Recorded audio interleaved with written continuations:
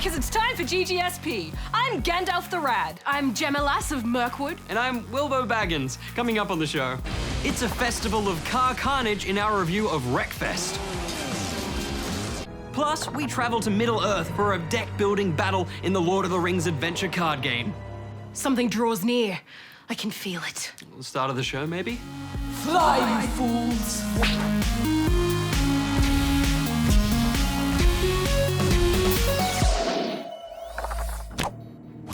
The Lord of the Rings adventure card game is a new game based on the legendary fantasy world of Middle-earth and the book series written by J.R.R. Tolkien. That's right. It began with the forging of the great cards. 3 were given to you as heroes to be used in battle. 7 was the number of cards you could have on the board at any one time. And 9 cards was the maximum you could have in your hand to be played to defeat your enemy.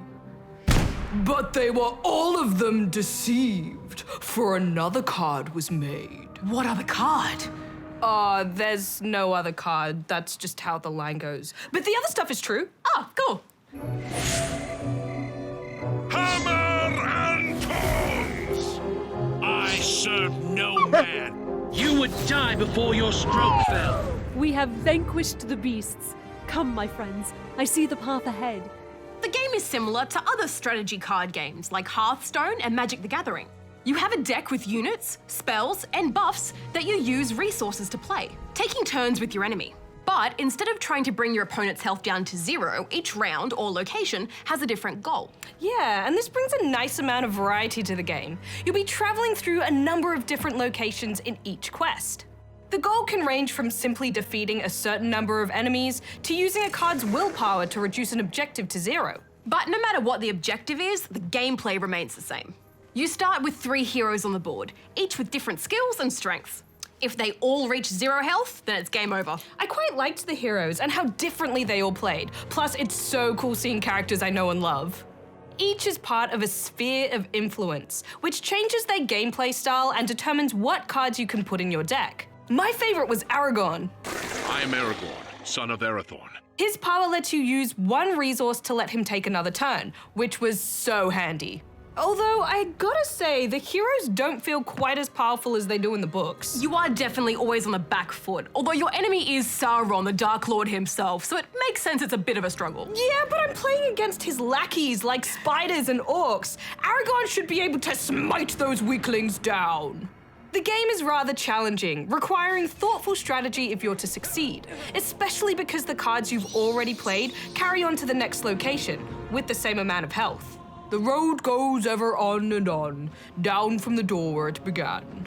Even though there's 3 different difficulty settings, I still found this tricky even on the easiest mode. But Rad, even with the enjoyable challenge sometimes requiring me to replay a few chapters, I have one sizable gripe. Is it that there's only 1 included campaign? Yes. The base game only has 1 campaign, which contains 5 quests and 3 challenge encounters with extra campaigns available for half the cost of the original game.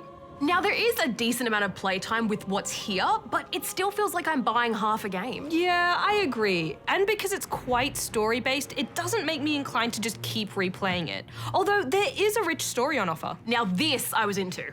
Tales of hobbits and ancient wolves, and the slinking, stinking Gollum. It's a fantasy fan's dream. There's also slight choose-your-own-adventure type moments, and even though you ultimately end up in the same spot, they're pretty fun. And I liked how the objectives changed with what was happening in the story. See, I'm a big Lord of the Rings fan, but the way this was presented with big walls of text and voiceover was too dry. If I wanted to read the books, I would go do that. Don't just stand there with your mouths agape. Hurry! The wizard disappears into the trees, and you scramble to follow. In fact, the entire game lacks the pizzazz and juicy design of something like Hearthstone. And sometimes the design is downright confusing. It wasn't clear at first how to move to a new chapter, so I accidentally skipped most of the tutorial and had to go back and play it. I was wondering why there was stuff I didn't understand. Yeah, I wasn't dazzled by the deck building either. You can build your deck for different playstyles, but I was pretty happy with just the standard pre-built ones. And I didn't find much difference gameplay-wise between them and my own deck. All in all, this is a pretty solid game that doesn't really bring anything fresh to the table. The The phases in combat are very similar to Magic the Gathering, with minor tweaks. The main difference, of course, is that it includes Lord of the Rings characters and lore. So if you want this style of game anyway and you're a fan, it's not a bad offering. I'm giving it 2.5 out of 5 rubber chickens. I enjoyed the challenge, and it strikes a good balance between being complex and accessible, but overall, it just didn't excite me. So I'm giving the Lord of the Rings adventure card game 2.5 out of 5 rubber chickens as well. By the way, love the costume. What costume? Oh, this? No, I've just aged terribly. Good spawning, Australia! It's time for the scoop with me, Darren! My guest really needs no introduction, so now it's time for... Hi, I'm Jem. Hi, everyone. Oh, affirmative. Hello, Jem. Now it's time for another bamboozling Darren's Challenge!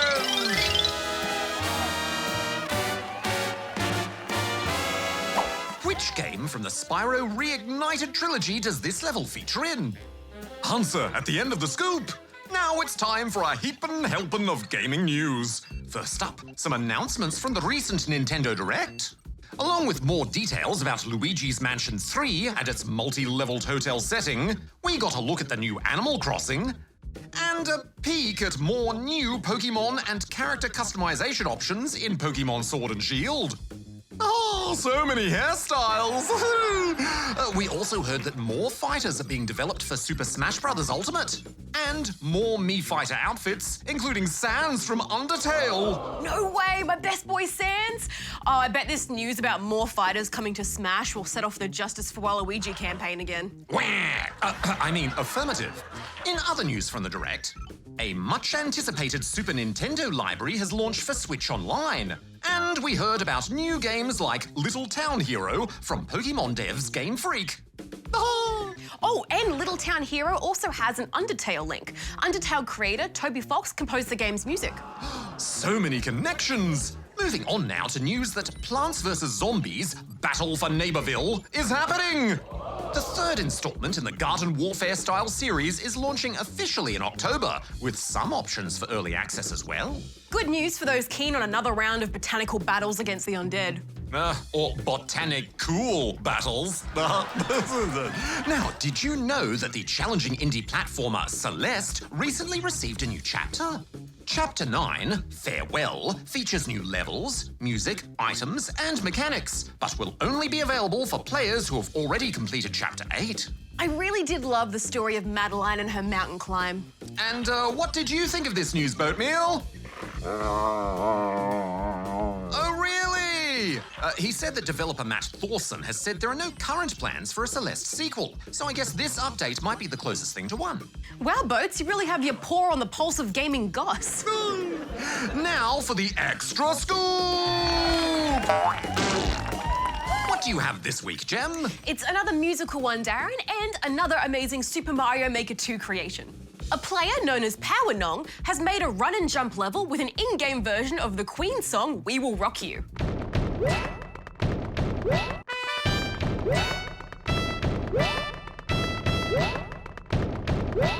What an excellent use of swamps! And now for the answer to Darren's challenge! This level is, of course, Idle Springs, and it comes from Spyro 2, Ripto's Rage! I hear the Spyro Reignited trilogy just made its way onto PC and the Switch too. Indeed it did! Now that's all for this week's scoop. Until next time, good night, Australia! Oh, I do love musical extra scoops, Jem. Makes me want to dust off the old SingStar microphones. We should do that sometime, shouldn't we? Yeah, sure. Let me just check my schedule and buy some earplugs. What was that? Nothing. Don't talk about it. Pencil it in.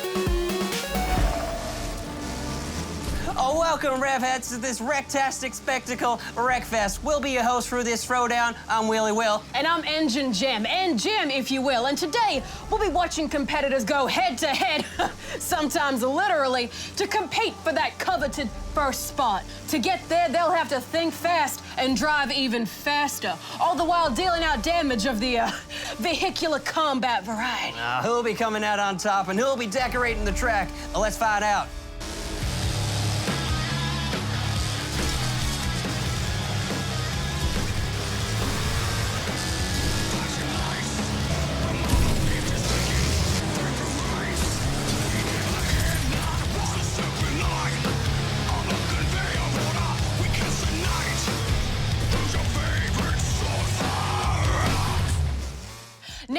this campaign is a long one, offering up a heap of different races on increasingly difficult tracks. And don't expect any long, cruisy stretches. Wreckfest is all about the twists and turns. Turns that'll knock you around if you aren't careful.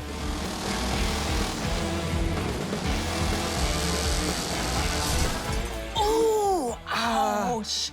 Now, these racers could spend hours getting familiar with each course and mapping out the perfect techniques to shave those precious seconds off their overall times. And they'd be smart too, because these seconds, particularly in the one-on-one races, could be the difference between victory or defeat. And as you know, Jam, with every win under their belts, they earn XP and credits they can put towards buying new, flashier vehicles.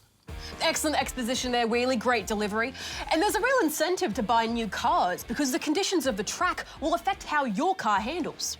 Smaller units, though light and speedy, do run a greater risk of being flipped over, spinning out, or being bounced around like a pinball amidst a sea of cars. While the heavy vehicles, which are less likely to be knocked around, are slower and don't take corners with the precision of a more agile vehicle. I've got to hand it to the organisers of this event. The attention to detail in the track work and the unique feel of the cars themselves is amazing. And though there is a steep learning curve for the more inexperienced driver, you really do get to become one with your vehicles, working out their strengths and weaknesses on the turbulent tracks. And at the end of the day, Wheelie, isn't that what it's all about? Forming a bond with your cars, pushing it and yourself to the limit, going further than anyone has ever gone before in the name of victory? Well, that and crushing your enemies. That too. In amongst the chaos of trying to secure that sweet, sweet first place, one might accidentally bump into another racer. Doing this with enough oomph will make them your rival, which means you get extra points for any damage you do to them. But be careful, for revenge is a double-edged...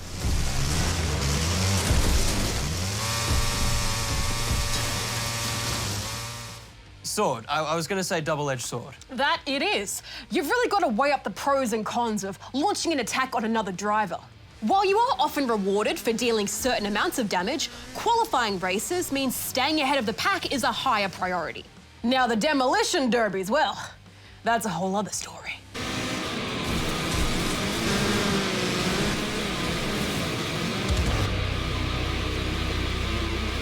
If racing isn't your cup of tea, the demolition arenas are a free-for-all, no-rules, all-out chaos machine, where the only way to win is to be the last car in one piece. This is my favorite part of the event. It's an absolute menagerie of mayhem as cars crash, bash, and clash with one another, sending pieces flying all over the place. While it's not realistic to assume that any car would be in working order during this ordeal, there is an incredible realism to the cars themselves. They crumple, fold, bend, and snap off in such a way that really gives them a sense of practical weight. That they do. My only real complaint here is that I'm having a bit of trouble getting a clear view of the action. The camera is quite fixed and doesn't allow for a lot of movement without throwing you off track. In this instance, though, I feel like it adds to the overall feeling of chaos as you struggle to get a good look at what's coming at you. For the real car fans in the audience, there's an equally in-depth garage available where you can buy, customize, and tune up your vehicles the way you like them. Before they get turned into scrap metal, that is. Well, another day, another rectacular event, folks. There's something here for everyone. Whether it's the thrill of the chase, the epic crashes, or just to rub your victories in your friend's face, Wreckfest delivers. I'm giving it 4.5 out of 5 racing chickens. In amongst all the races today that keep you on the straight and narrow, Wreckfest takes off the gloves and throws all etiquette out the window. It's as chaotic as it is refreshing, so I'm giving it 4.5 out of 5 racing chickens as well. Okay, Rad, we've got loads of gaming questions to get through, so I think you'll agree it's time to talk turkey. Okay, sure. I should have guessed that would have happened. Let's just take a look at this video from Coulter and Marcy. Hi GGSP, I'm Coulter, this is Marcy, and we've got 2 questions for you. 1, what is your favorite game for the Wii? And can you do a quick review of it? Thanks and see you.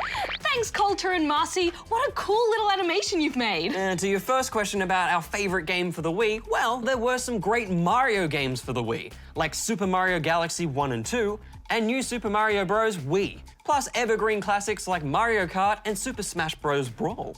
Yeah, Mario Kart is always good fun. Wii Sports is also great, and let's not forget all the wonderful Just Dance titles that are available for Wii.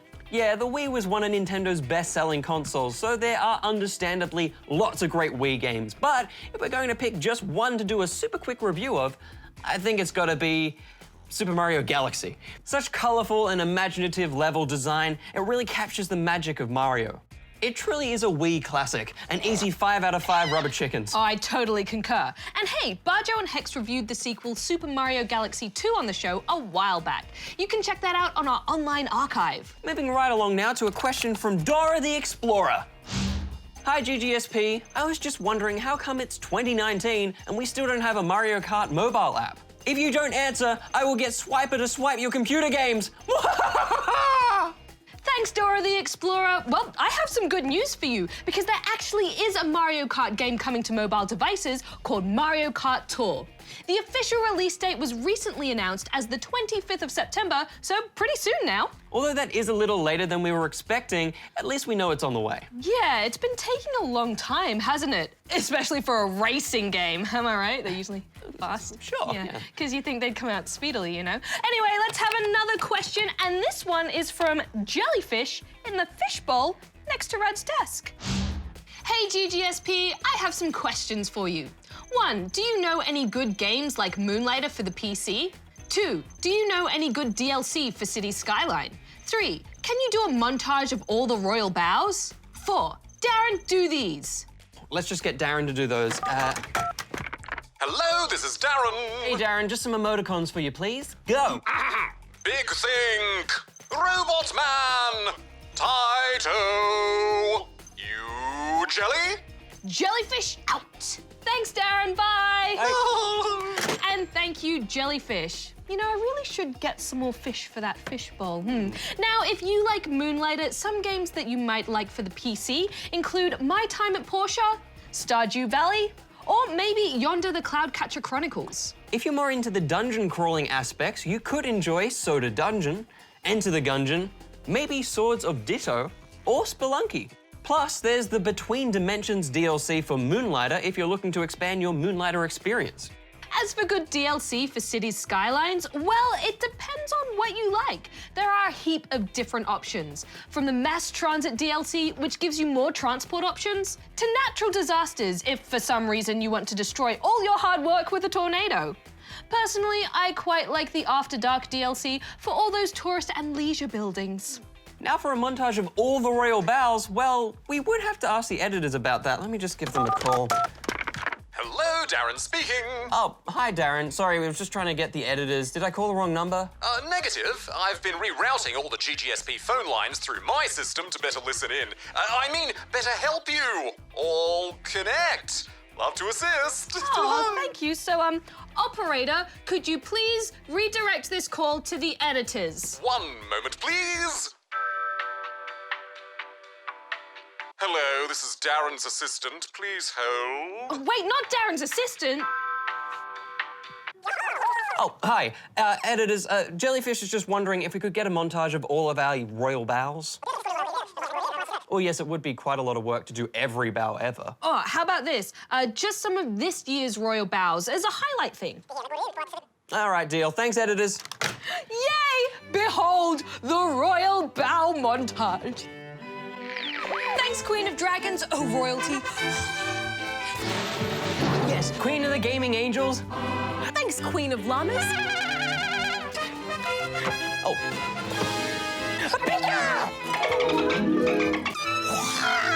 King of roasted marshmallows. Oh, double royalty, so double bow. Oh. Thank you, Pokemon King. Fighting evil by moonlight. We're so sorry we forgot to bow Queen Nexo of Legoland. Yes, please, forgive us, your Royal Highness, and spare us from your master builder army.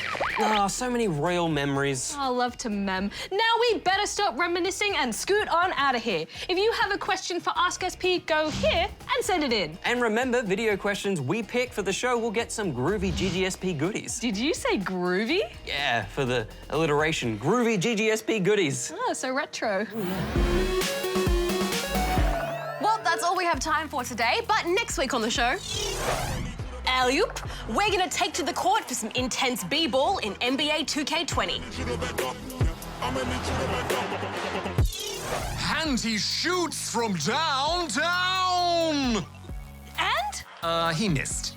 Theatre of the mind, Trad. Well, that went better in my head. Don't forget you can catch up on our online-only videos. This week you can catch my review of Knights and Bikes. Until next time, be nice, have fun, and keep gaming. Rad out. Gem out. Will out. Darren out. Would you rather be a knight or a bike? Night. Yeah, night. Bike. I'm sort of both.